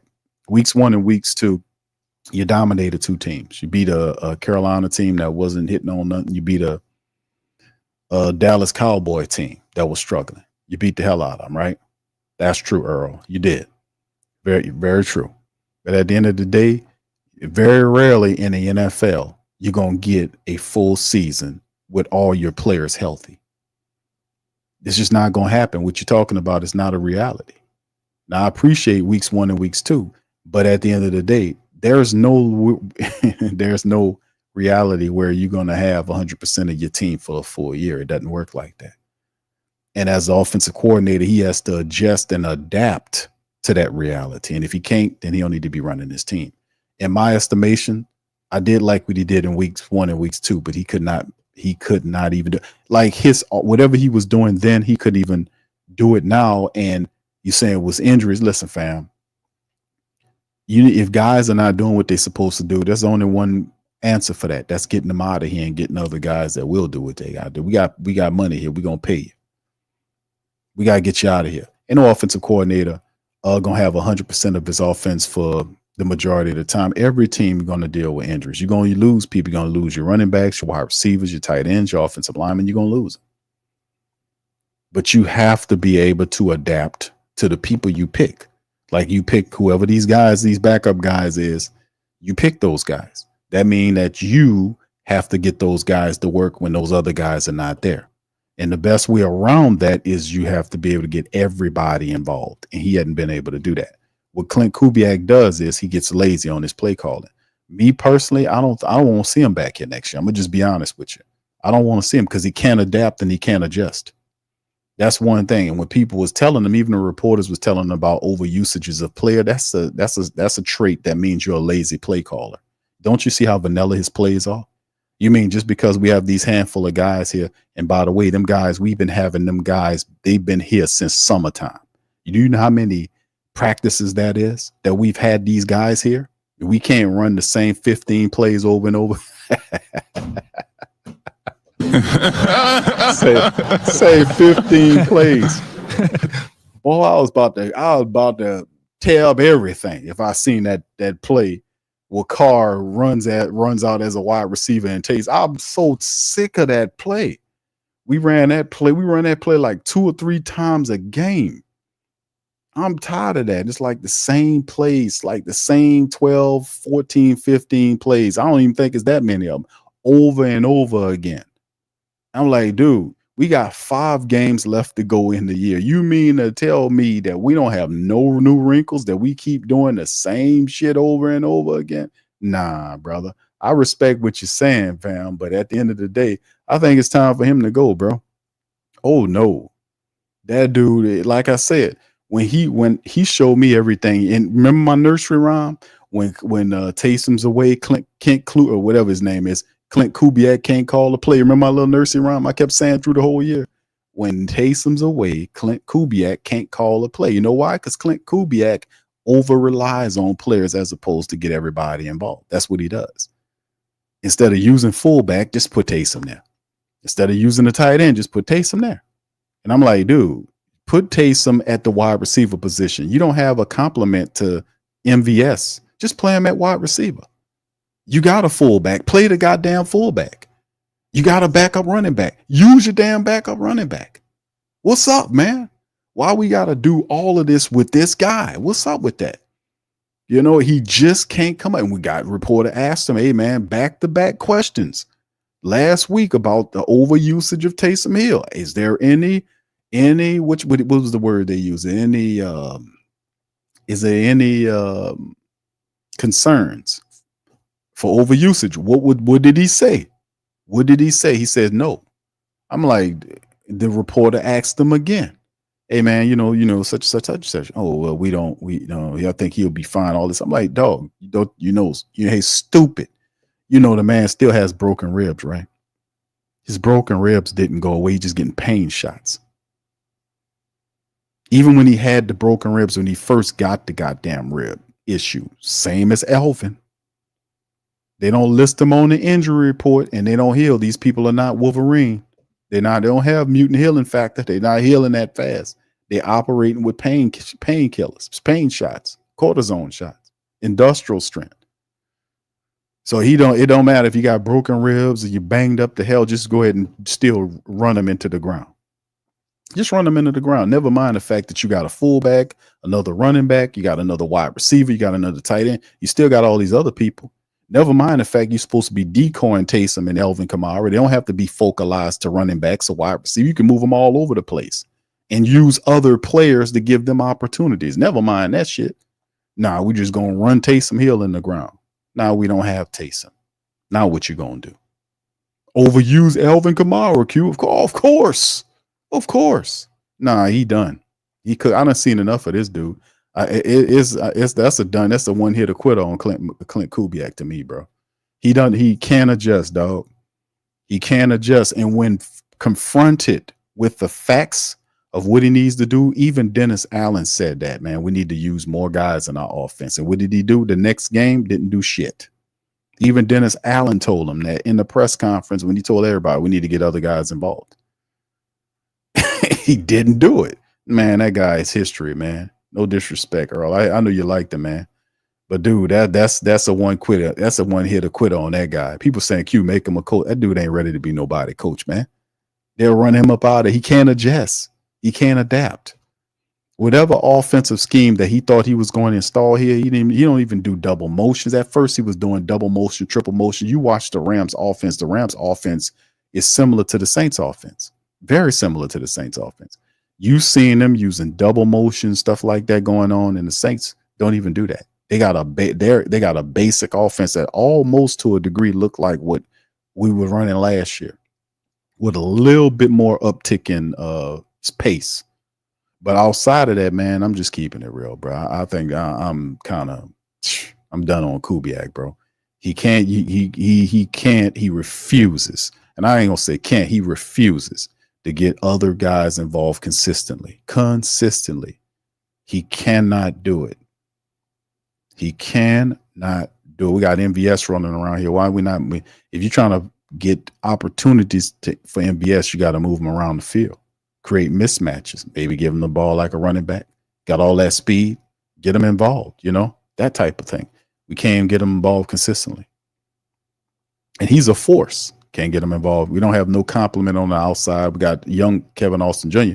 We got Pettis to return, man, but we had weeks in between. We had the off season. We could have went out there in free agency and found somebody and got them ready to come in here and contribute. We could have done something weeks ago. We don't have to just rely on it. We could have done other things to get some more help so we could try to keep winning. We didn't have to sit on our hands and say, well, we got everything we need. No, you don't. Obviously, we don't. We a 4-win team. You got players on this team that don't belong here, fam. That's why you're a 4-win team. It's not just the injuries. You got players on this team that are not supposed to be here. You got players on this team that can't block consistently. Guys that can't tackle consistently. Guys that, that can't catch the ball consistently. These guys don't need to be on your team, bro. And like I said, Clint Kubiak showed me enough. I'm done with Clint, for real. Can't adjust, bro. And I've seen too much tape on him, bro. I don't need to see a ton of tape. I was doing the Patreon all 22, watching Clint Kubiak's offense with pre-scripted throws. It just hurts Derek Carr.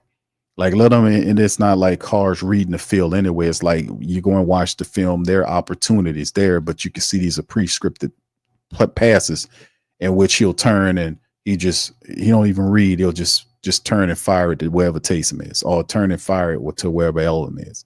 He don't even read the field. It's a pre-designed play where he just hikes the ball and throws it wherever Elvin is or Taysom is. Crazy part about it is on some of the plays where he was actually reading, they had plays downfield, but he wasn't looking that way. He was looking on check downs. And there were good protection, but he didn't have enough patience to even allow the play to develop for him to take a shot downfield consistently. You're not reading the field right. And I'm like, we 5 games in the season. That's a big problem. He ain't fixed that with the man. Dude, please, man. Nah, I'm good. I'm straight on that guy. We good. All right. Max says Kevin Austin needs more targets than he's been doing well, bro. I got to give it to him. He with all the injuries, the man is making some plays. He's blocking. Got to get him more involved. You got to get him involved. He says, Earl says, I understand that he's repetitive time, but that's even a saying in football. It's not the X and O's, it's Jimmy and the Joes. Nah, bro. Who's controlling the Jimmy and the Joes? Who called for the Jimmy and the Joes? See, it all goes back to him. See, I can't give him a pass. You're not when you can in control of that. Like if you if this guy is not blocked, like I said, bro, I'm hardcore because I have to be. I'm 4-8. I can't be all, oh yeah, we this, that, and the third. No, I can't do that. We're 4-8. I'm figuring out a way how we need to do what we need to do. I don't have patience for guys that can't block or catch, and they supposed to be professionals. I don't have patience for you. We're 4-8. We need to win a game here. We need to win a game here. And I would have stripped him of his play calling duties when Dennis Allen was fired. That would have been a part of my changes to the team. Like when Rizzy came in, he demoted Grantham from the defensive line coach, put Brian Young, the pass rush guy, there over the defensive line. Joe Woods over the defense, totally his. He made changes to the special teams. Galliano obviously took over the special teams court. He made a few other changes there. Brought a guy in that he knew. So he made changes to two of the three units, didn't do nothing to the offense. I would have made a change from the play calling perspective because the offense, they pinning it on injuries. That's the key thing is always injury. You're not going to have an offense that's totally healthy all the time. Like, look, for instance, the Saints just got back McCoy. Like, McCoy came back, and they had another guy came back, and at first they looked like they had all these starters back, and then they got hurt again. And I was telling people, I was like, fam, they don't work like that in real life. You're going to get guys back. Some guys, it's no guarantee that the guy that was hurt before you get him back, he's going to be healthy. That's Lucas Patrick. That's Nick Saldiveri. That was Taysom Hill. Taysom was banged up, missed some games. He came back banged up. He's gone now for the season. We've seen it happen with Chris Olave in and out with him getting hurt. We've seen it happen with players over and over again. They'll come in and then leave. They'll come in and leave. And you have to be able to construct the depth chart to be able to deal with it. It's not like somebody else is giving you a team and say, he'll win with this. He has say on who is on his offense. That was what Dennis Allen gave him. He gave him the ability to pick whoever he had, his offensive lineman. He had total control over that entire offense. That's what they did. That offense is architected by Clint Kubiak. That's why I don't give him a pass. It's not like he was there and then everything was in place and you had to do this, that, and the third. No. That's his offense. He had total control over that entire offense when he came here. He picked all of those coaches, all of those guys, all these other guys, and I like them. He picked all of those guys to be underneath him over there. He picked those players. He picked those linemen. He picked those skill players, all his picks, and you can't use them consistently. That don't fall exclusively on the player. That's you. It's how you use them. He's not getting value out of it is what I'm saying. That's why I'm like, nah. The next guy come in, let him go and find his own man, bro, because the accountability aspect of what he was bringing, it faded away. It really did. His accountability and all this other garbage that he was talking about, it faded away because you got guys in there that couldn't even block. I mean, I understand if you're a backup offensive lineman, you get beat. We know that, but most offensive linemen in the NFL have to be able to run block. And them guys couldn't even run block. We still in the game watching the last game, watch guys miss blocks or block guys that they shouldn't have blocked. It's I don't understand. I don't get it, but it is what it is, right? You're 4-8 club. So I don't know, man. No, it's not. No, he's not utilizing them, Earl. Earl, what are you talking about? You're not utilizing her. It's not too much talent. It's not a too much talent thing, man. It's not the talent. It's not that at all. He's not doing it. I don't see what is. I don't know what you're doing here. I don't know what's going on with it ain't hard to figure out. None of this is deep. It's not too much talent. He's not doing anything with the talent that he has. How do you have Jamal Williams there, but don't give him no runs? And he a north-south running back. I don't get that. There's a better usage for Taysom Hill than to use him as a fullback when you got a fullback. Prentice is doing a good job this year as a fullback. He actually is. Years prior, I didn't really like Prentice, but this year he stepped up. He's been having a solid year as a fullback. Taysom would be better used as a wide receiver. I mean, we don't have anything going on, right? We got Kevin Austin, who's young, trying to learn, but outside of that, you got Cedric Wilson Jr. Why is he on the team? You know, we had better usages of players. It's not the fact that, you know, that is too much talent to use. He's not using them. Your talent is centralized to 2 guys, 3 guys. No, man, that's not it at all. The tape don't even agree with what you're saying. The Saints are not a talentless team. And I've often said that the problem is the coaches are not using the talent correctly. That's the same thing that happened with Zach Bowen, and the same thing happened with players that leave here and go and ball. Same thing. They go somewhere else and ball because they know how to use these players, and the Saints do not. There is no reason why Jamal Williams, who's healthy, shouldn't have at least had 5 carries in the game. At least 5 carries in complement of Elvin. There's no reason why we need to overload these players when you can decoy them as well and get good value out of these guys. No reason why Jordan Mims shouldn't be involved when he's a scat back guy that catches the ball like a wide receiver who has good speed that can run inside and outside. A guy like a Jamal that's a north-south running. There's an aspect of the game you can use him in the second half of the game when defenses are tired. Run Jamal Williams at him. Decoy Elvin. Decoy Taysom. You know, this is nothing new because other teams do this.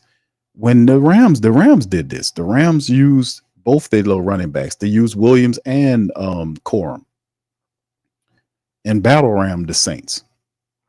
They use both their running backs in combination because they know that if you have 2 different styles of runners, that the defense has to adjust to those 2 styles of runners, or you could keep the defense off balance by doing that. You hit them with the speed, you hit them with the power, you keep them off balance that way. And the Saints don't use that. And in particular, it is Clint Kubiak. He doesn't do that. He just doesn't do it. He gets lazy. And he wants to move and put Taysom here. He wants to put him over here. He wants to put him over here. And then you got a fullback, a wide receiver, a tight end that's on the team getting paid, not getting used. So I mean, I can't say that. Man, no, bro. You get paid to change. So I don't know, man.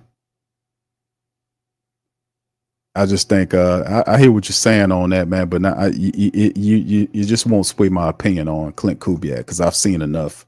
I got my opinion is concrete on him. I've seen enough stats and tape on him to understand what kind of dude this is. This dude refuses to, you know, I'm like, dude, it's right in front of him. He refuses to do it. Even reporters ask him that. He refuses to do anything else but what he's been doing, which is not working. You got to create and do something else, and he just can't do it. And then on top of that, your offenses can't consistently score. I mean, we score, look like by mistake. We hit a guy here or do this, that, and the third. We hear like the ref stole a touchdown off the board from the Saints, but at the same time, the Saints they didn't have to give up on that draw. With that draw run, they could have tried to fight to get that yardage back. They didn't have to give up on the draw. You see what I'm saying? But it said at the end of the day, man, that's what 4-8 teams do. You know, there's a reason why we're 4-8, and it's not necessarily talent. It's what we're doing with the guys that we have. And change is a part of it. You're going to have to change, brother. That's how it is in the NFL. If you can't deal with change, and the change is constantly changed due to people coming in and out of the lineup, you get those teams, you don't get no love for that. Them people, you know, the Saints ain't going to get no pity from nobody around the league because they're dealing with injuries. Nobody going to pity the Saints. Nobody going to pity. They know that, and they say that all the time. People don't care if you have an injuries. Why? Because you got a depth chart. Why? Because you got coaches that's paid to adjust and adapt regardless of what's going on with the team. If we're dealing with scandals, if we're dealing with injuries, whatever we're dealing with, you still are supposed to win. That's the caveat. Regardless of that, that's how you're supposed to do it. You are paid to win. Like if I'm losing guys out of my rotation, that's what a depth chart's for. The next guy I step in, he might not be as good as that guy, but I have to be able to know who I got and know how I can use these people to get success, to have success, right? That's how it goes. And nobody going to pity the Saints. They're not going to pity us at all. They're not going to care about the injuries at the end of the year. And you're really not supposed to use them as an excuse. And they tell you that every season, despite the fact that people keep using them as an excuse. I don't understand that, man. All right. Earl says these are not excuses. These are excuses, bro. What you talking about, man? No, no excuses, no injuries. You can't use them. These are legitimate problems, man. It's excuses. He says now you run back Kubiak. People are healthy. You're not gonna have them healthy all the time, man. What you get, Earl? What are you talking about? They're gonna get hurt again. This is a physics. What are we missing here? You're not gonna have them healthy all the time. You get them back at the start of next year and they get hurt again 2 or 3 weeks in, then what? Then what we gonna do? What we talking about? You're not going to have these people healthy for a full season. That's the point. Injuries are going to hit you. You have to adapt to it, regardless. What are we talking about here? There is no excuses behind injuries. Injuries are a part of the game. If you can't deal with that, then you can't play the game. Y'all in the chat, y'all put one in the chat if I'm speaking English here, because I'm saying the shit that they tell you all the time. Yeah, you like I hear you, bro. You like Kubiak. I understand, man. We good, but you not look. I'm not pushing down on your Kubiak stuff. How I think about Kubiak and how you think about Kubiak is two different things. Obviously, that's fine. I'll settle with you on that. But what I'm saying is, injuries are a part of the game, and if you can't adjust to that, then what are we talking about? You're not going to have your offense together for a full season. They're going to miss time. It's going to happen. So as an offensive coordinator, you have to win when you don't have your guys in there. If you can't do that, then don't take the job. Don't take the job. That's game. That's game. You know, like I said, the Kubiak thing, you like him. However, that's fine. He did good in weeks 1 and 2. I agree with you on that. But I'm saying is you're not going to have your offense for the full summation of the season. You're going to have these guys hurt. And when they're gone, you got to win. People don't want to hear that you don't have your running back or your wide receiver or your offensive lineman or your center or your defensive end or your cornerback or your safety. People are not going to want to hear that. And the NFL knows it. All those players in NFL know that. They say it all the time. Regardless of whatever happens, you are still required to win because we're not paying you to lose. Now, that might sound a little bit harsh, but it is what it is. It is what it is. And that's just what it is. And it's just, I can't speak no clearer than that. You got to have a plan. Right. Dave, tell him, Dave. Dave says you got to have a plan for the whole roster. Do we not realize here is that the Saints didn't have a plan for McCoy? They didn't. They didn't even have really all season long. We talked about how bad, how inconsistent, and how we just really be looking at the backups for the Saints offensive line. How these guys we had concerns. Like we wanted veterans, like bringing in some veterans to help out there. The Saints brought in some people. They didn't work out. Some of these guys got hurt and they settled in with these other guys. They realized Ali Udo was trash. And then Ali Udo didn't get pushed off the team. They didn't find and pick up nobody. They just stayed with them. You control who you bring on your team. You control all of that. That's the great thing about it. And when injuries start hitting your team, you have, early on, you have 3 different ways you can counter it to your ability. You got trades before the deadline ends. You got pilfering of practice squads you can use, and you got free agency. You got those 3 things. Later in the year, it becomes 2, but you got those things that you can use to compensate for lost talent, but you still are required to win. And it's not just by us, because as the season goes on, the season not going to stop. You still have to accrue a certain amount of games. So you win a certain amount of games so you can be able to get into what you perceive as the playoffs. Because nobody don't want to hear about this. Everybody hurt. Everybody dealing with injuries. It's a physical game, but it's a part of the game. So, I mean, it's just what it is. It's a part of the game, bro. You got to win, regardless of what that is. So, I mean, the bottom line is, man, I don't want to hear about none of that. All I'm saying is that there's an answer to every question, isn't there? There's an answer to every question. Every question has an answer. Some answers might be a little bit more difficult. You might have to do a little bit more research, but there's an answer for every question that's out there. There really is. It's an answer for every question. It really is. Problem with the Saints is the preparedness is the big part of what happened with the Saints. The preparation was bad. The philosophy was bad. The leadership was bad. A lot of that was bad. The Saints have the talent, but it's what you do with said talent. They didn't do the right things with the talent. They were irresponsible. They were non-accountable. Dennis Allen did weird stuff. He was up there doing crazy, stupid shit. And it cost the Saints. There was no accountability at the top. Mickey Loomis letting them destroy the team. He's not checking them. Players are upset. The support base is upset. All this is going on, and he's going to sit back in his chair and just say reason why we failed is because of injuries. He's an asshole. He's a dumbass. So, I mean, you're not supposed to do that in a league. He know that man been a part of that game for over 20 years. He knows he's not supposed to use excuses, but he going to use them to sell them effing tickets, though. That's the only hope bag they got is to throw injuries at people. That's the only way they can hope to get you to go back to the ticket booth. Listen, I'm going to sell you this. Listen, I'll tell you next year. You see how we look here. I promise you next year, boy. When you come back there, then I'm like, man, you ain't going to sell me on that because I understand how it really worked. You got to get coaches that win regardless of the circumstances. They prepare their teams to the best of their ability. And whoever wins, they win. If you don't win, then your ass out of here. That's the bottom line, man. You can't produce a 4-win team and hope to get you get 4 wins. They barely gonna probably get 6 wins on the season. And we trying to keep these bum ass dudes, man. Please, man. Get all these assholes out of here. As far as I'm concerned, get them all out of here. We don't want this, man. We don't want this filth, this garbage. And then and these people, they can't do what they're supposed to do. We got a guy on top of the team saying, keep a bum ass coach. We got a president that don't even know nothing about football, man. This is what are we doing over here? This is a joke franchise. This is a joke team. We're a joke team. The Saints is 4-0.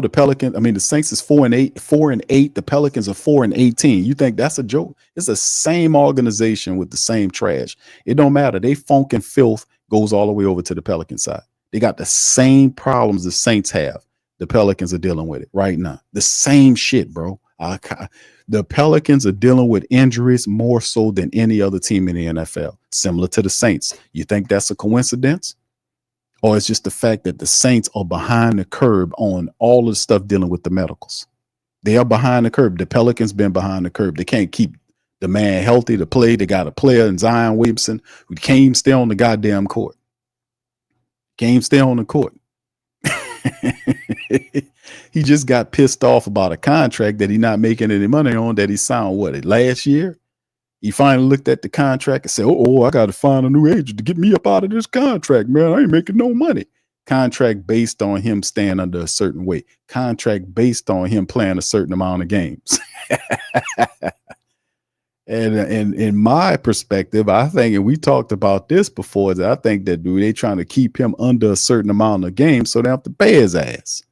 And he getting wise to it, and he trying to figure a way to get from up under it because they're using it to manipulate to stay underneath that luxury, to try to keep that money down. That's what I think the hell going on, man. But at the end of the day, this is professional sports. The Saints are behind the curb with the physical teams and all this, the medicals and all this. They're behind the curb on this. They got teams right now that has injuries, but for whatever reason, we all seem to get them worse than anybody else. That ain't nothing new. We've been dealing with this for years. Like, damn, how 9 players is hurt? They had, at one time, the people had 9 players. They had all 5 of their starters and 4 key reserves sitting on the bench, cheering on a bunch of G leaguers and third stringers. It was the weirdest shit in the world. It was like watching an elephant tap dance on the flagpole. It was the weirdest shit. It's like watching the elephant in the tutu tap dance on a flagpole. It was the weirdest shit in the world. I was like, what is going on here? What kind of weird ass world we done crossed into? But it's just what it is, man. At the end of the day, man, it's just what we going through. It's a 4-8 season. And like I said, man, change has got to happen, but it won't be because they are doing it. The change will be done by you, because you're going to pressure them to make the correct moves because they want your money. And the only way to make them listen is collectively keep the money from them. Watch how it happened with the Pelicans. A lot of people going to stop going to the games, and watch how shit start changing. Then they're going to end up firing Willie Green. It won't take as much time to get rid of Dennis Allen as it did Willie Green, because somebody got to take the fall for 4-18. In the next month worth of games, it's not very kind to them. So like I'm saying, at the end of the day, they usually fire them because they're trying to get you to go back to support them. And the only way they can try to sell you on the future of the team when there's no prospect, the money, the salary cap is messed up. They're not drafting very well. And then they deal with all this other stuff. The only way to do it is to kind of throw at the excuse that, hey, man, this is the reason why. Had we not dealt with those pesky injuries, we would have won a Super Bowl this year. That's how it is. And we're not going for that. Why? Because they've been doing this for years. You can't keep hitting us with the same okie dokes. Just do that. So I don't know, man. At the end of the day, it is what it is, man. And fam, it's crazy times for a black and gold man and lady. Let me just tell you straight up. Anyway, listen, man, I'm about to get on up out of here, man. I appreciate y'all. Let me talk at y'all. For the stream, I'll be back on Thursday. We got the Pelican post-game report that'll be coming at you. Pelicans face off against the Phoenix Suns tomorrow. We'll be on PPR. Shout out to Lex and Drew. Lexa Drew and DC, my dog, on PPR. But listen, fam, tonight, please do me a service. Hit the like button, hit the subscribe button. By all means, feel free to share the show on your social media feed. We up in this thing. Also, do us a service, man, and support our sponsors. Give them some love. Mint Mobile, Teach Henley, and Bet Online. Their links in the description section below. They support the Sports Coma and the PRO Media Network. And I like to thank all of our Patreon and YouTube membership family, man, for hanging in there, man. I know it's a tough season, man. 4-8 on the year. We got a terrible Giants club coming up, but then again, we can't overlook anybody. Man, listen, this is a tough year. When you lose, and you lose foolishly, it's a tough year, man. So 5 games remaining, man. 5. But anyway, let me do out with the poll. The poll questions: who you think will be the GM in 2025? Is it Mickey? Is it Kai? Someone else? Or I don't know. The winner of tonight's poll is, wow, what a close poll. Kai Harley, 32% to 31% by Mickey Loomis. How about that? Good close poll. We'll close the poll out right there. That was pretty close, family. That's not bad. That was really close. There's a lot of people looking at it saying, man, we need to go ahead on and get and make that Kai thing go, see how that look like. So yeah, I ain't mad at y'all on that. But anyway, with that being said, man, listen, yeah, we need a change, man. We need definitely a general manager and the real president of football operations. No doubt about that. That's the 2 big changes that we need to really have, to be honest with you, fam. That's what I'm talking about. But anyway, I'm gonna get on out of here. Listen, I appreciate y'all, man. I'll be back to holler at y'all on tomorrow. And we'll talk more about the Thursday injury report and some more great Saints news. And what we need to do going forward, baby. Much love. I'll let y'all later. Peace. Yeah.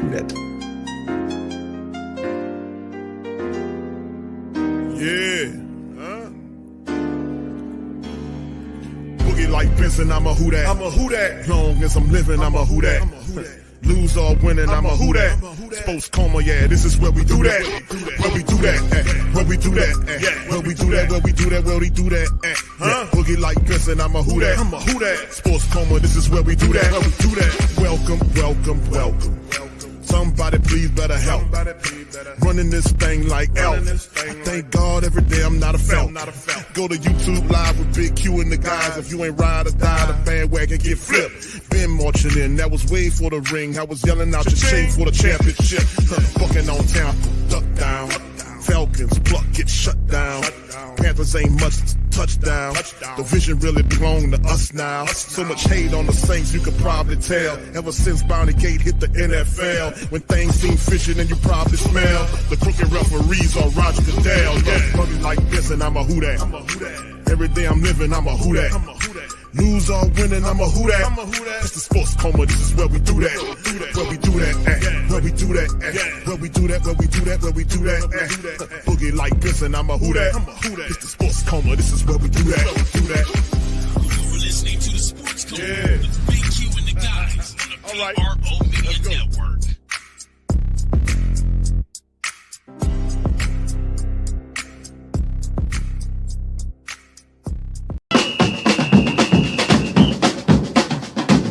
Who that say they gon' beat them Saints? Who that? Who that? Who that say they gon' beat them Saints? Who that? Who that?